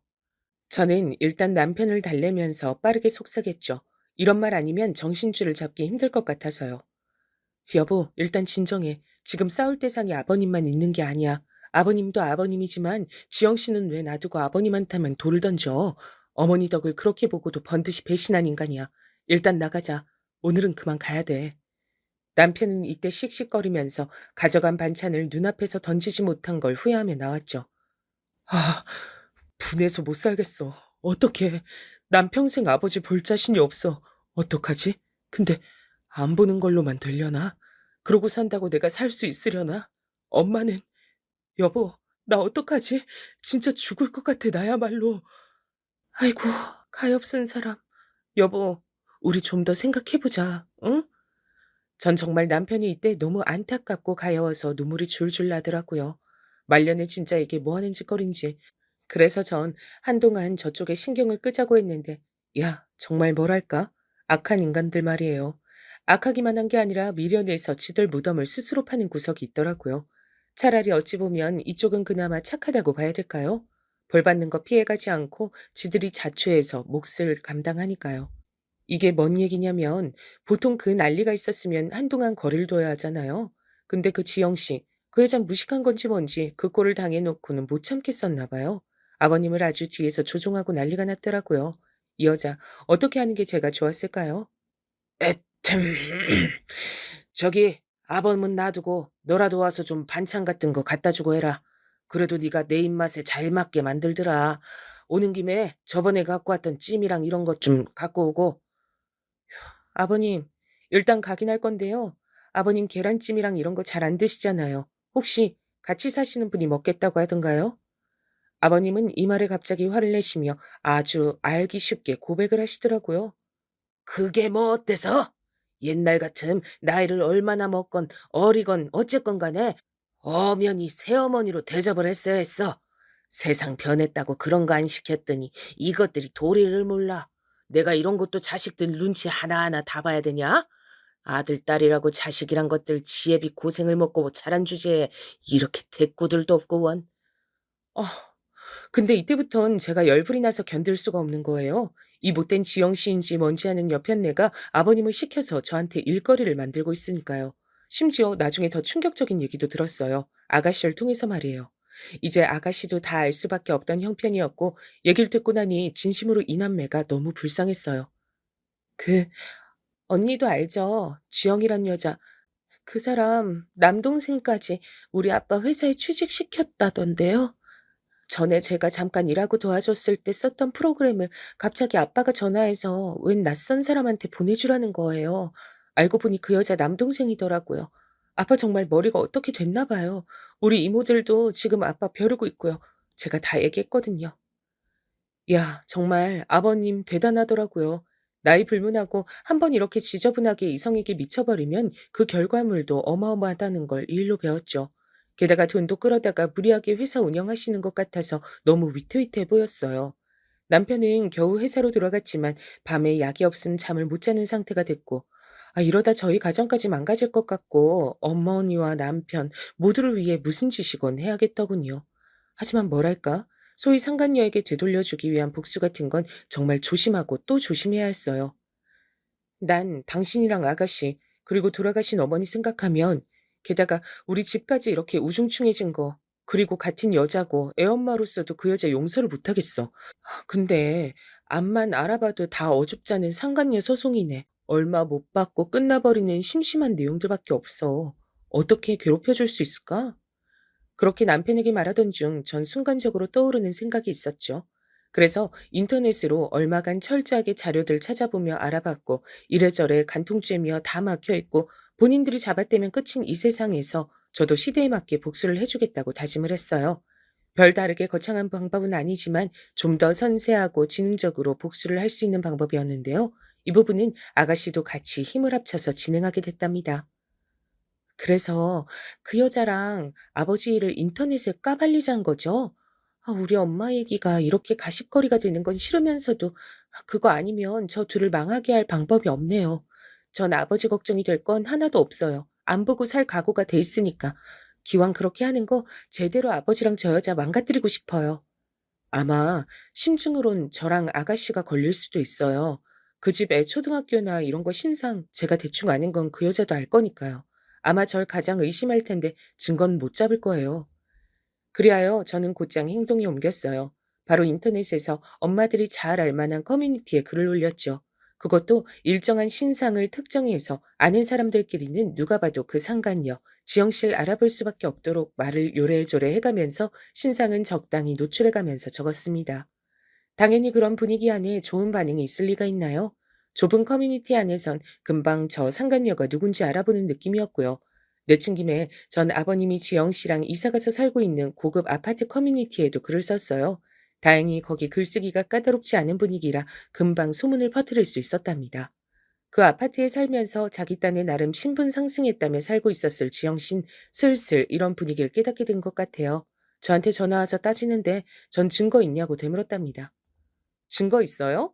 그쪽이야말로 뭔 자격으로 나한테 이런 걸 캐묻나 모르겠네. 나도 죄 없이 의심받은 걸로 똑같이 따지고 고소해도 되나? 그리고 막말로 난 안 했지만 만약 했대도 뭐가 어때요? 자식 입장에선 기가 막히지. 지영 씨는 나중에 민우 키워서 이런 일하고 다니면 참도 좋게 보고 있겠네. 안 그래요? 뭐요? 와, 이거 진짜 안 되겠네. 진짜 사장님한테 말해서 며느리 버릇 좀 잡으라고 말할 거야. 나한테 했던 말들 나 하나도 안 까먹고 그대로 사과받을 거니까 각오해요. 어머, 너무너무 무서워서 눈물이 날 것 같다. 꼭 그렇게 해줘요. 기대하고 있을게. 잔뜩 비틀어서 비꼬아준 다음 전 냅다 전화를 끊어버렸습니다. 그리고 뭔가 생각할수록 어이없고 웃겨서 다시 전화해서 윽박질렀답니다. 기왕 의심받은 거 내 생각 좀 말해볼 테니까 잠자코 듣기나 해요. 남의 집 멀쩡한 부부 다 찢어놓고 그 집 자식들까지 우울증 걸리게 만들어 놓고 본인은 잘 살려고 했던 거 맞죠? 근데 안 되니까 짜증나고 막 이렇게 주제도 모르고 전화해서 따지는 거고 그쵸? 어쩜 사람이 이렇게 겁이 없어요? 본인은 잘 살 줄 알고 잘 살고 싶었던 거예요? 대단하다 진짜. 그만해요. 더 할 말 없으면 전화 끊을게요. 어? 나 충고해 줄 거 있는데. 우리 아버님 재벌도 아니고 앞으로 뭐 더 나올 거 없어요. 있어봤자 그 아파트 하나가 전부겠지. 근데 그거 갖고 노인네 비위 맞춰가면서 애까지 얻어 걸려서 잘 키워볼 생각하는 거 아니죠? 돈이야 우리 어머니가 있었고 지원해줬던 거지. 아버님 스스로 재산 준 건 쥐뿔도 없어요. 아니 난 그냥 참고하라고 말해준 거지. 이렇게 말하니 지영 씨는 지도 놀란 건지 뭔지 대답이 없더라고요. 그러고 전 전화를 끊어버렸고 제가 올린 글에도 다시 명시해뒀어요. 평생 힘들게 살아온 조강지처를 먼저 가게 만들어 놓고 절해놓고 서로들 또 재혼할 거다. 그러니 피해가라고 신상을 박아둔다. 요렇게 말이에요. 결국 이래저래 상황이 심각해지고 지역 커뮤니티 분위기도 나빠지고 지영 씨가 보내는 학교 내부에서도 엄마들끼리 말이 나왔나 봐요. 얼마나 울부짖어가며 노인네에게 투정을 부리고 울어댔음 아버님이 곧장 저한테 전화를 거셨더라고요. 너 내가 그렇게 안 봤는데 어떻게 일을 이렇게까지 버리냐? 제정신이야? 아버님, 저한테 이러실 일이에요? 뭐 저도 더 손해볼 거 없으니까 말씀은 드릴게요.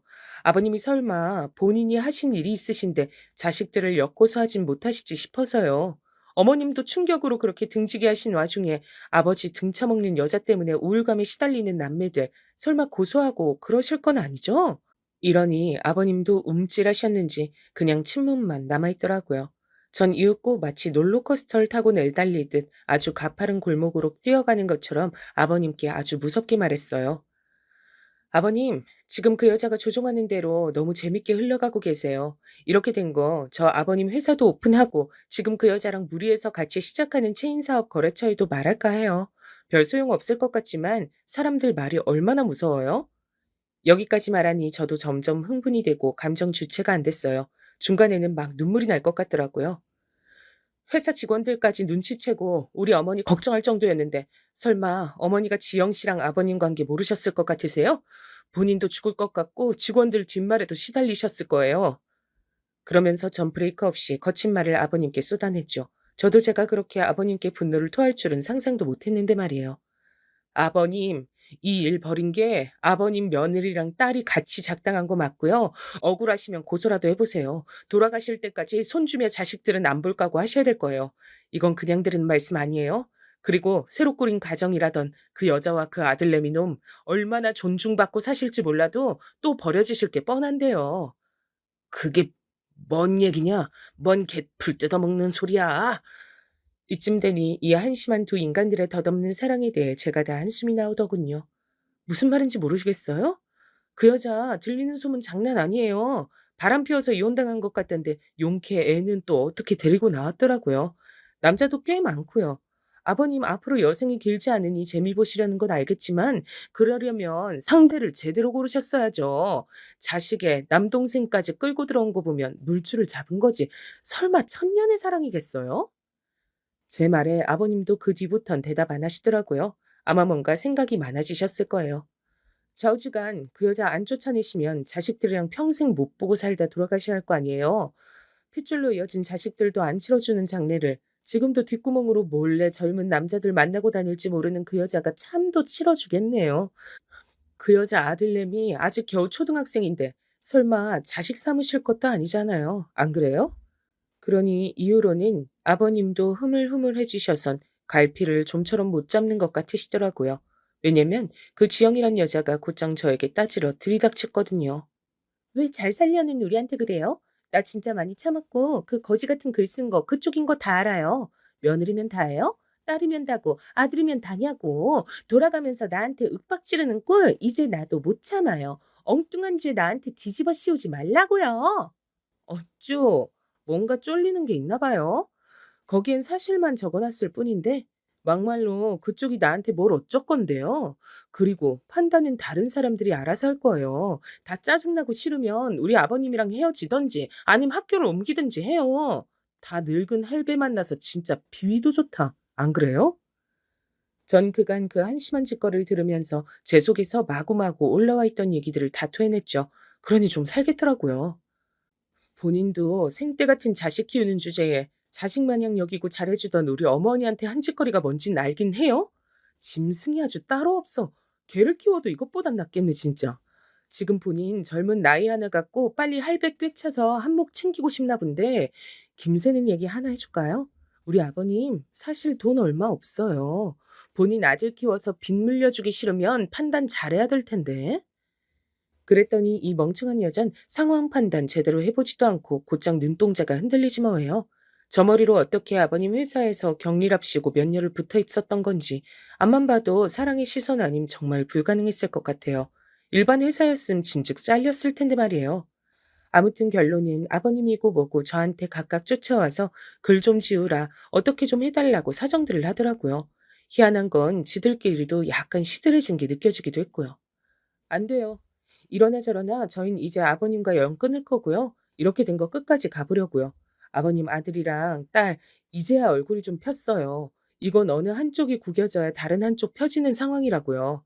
아무 죄 없는 아들, 딸 죽을 때까지 울상으로 살게 하느니 죄 지으신 아버님이 책임지세요.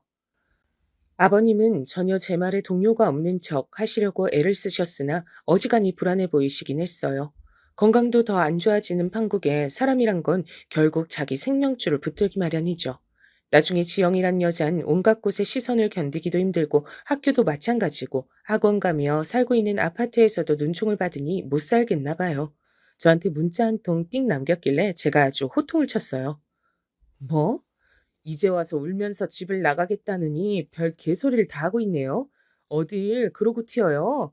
이 집안에 입힌 정신적 피해 보상이랑 다 해놓고 나가요. 그냥은 안 놔줄 거니까. 하지만 이 말에 곧장 지레 겁을 먹고 잠적해버렸더라고요. 아들도 급히 전학시킨다고 빼가고 아버님한테 말도 없이 짐들을 옮겨서 나가버렸나 봐요. 여기까지 상황이 오니 일순간 이런 생각도 들더군요. 이게 어머니에게도 과연 복수가 되었을런지. 암튼 뭐든 간에 계속 붙어있는 꼴보단 나을 테니까요. 이 사실은 아버님이 전화로 토로하시길래 알게 된 상황이었고 그 와중에 참 염치 없는 말씀을 하시더라고요. 어쩜 부모란 사람이 이럴까. 아무리 자식이 부모를 선택할 수 없다지만 너무 잔인하다는 생각이 들었어요. 저기 그 사람 나가버렸다. 나는 어떡하냐 이제. 잠깐은 일 좀 내려놓고 쉬어야 할 것 같다. 너들이 와서 좀 나 좀 봐주라. 이야, 어떻게 자식들한테 자기를 돌봐달란 말을 저렇게 할 수 있을까요? 하지만 남편은 아주 완강했어요. 나는 고려장이라도 할 수 있으면 하고 싶은 기분이야. 아버지는 그냥 연 끊는 정도만이라도 감사한 줄 알고 사시라 그래. 난 아버지 번호도 다 차단했어. 당신도 그렇게 해줘. 결국 아버님은 나중에 마음이 다급해져 저희 집도 찾아오시고 아가씨네도 가시고 했던 모양이지만 끝은 매우 좋지 않았죠. 결국 양쪽으로 다 버림받으시고 저 역시 차단해서 연락을 안 받으니 그 뒤는 알 길이 없네요. 이후로 남편의 우울증은 시원하게 극복된 건 아니지만 연을 끊고 아버님이나 그 상간 여자나 다 엉망이 된 꼴을 봤으니 차차 좋아지고 있는 것 같긴 해요. 저도 살다 살다 이런 꼴을 보게 될 줄은 몰랐어요. 정말 순식간에 한 3, 4년 정도 시간 안에서 후다닥 일어난 일이네요.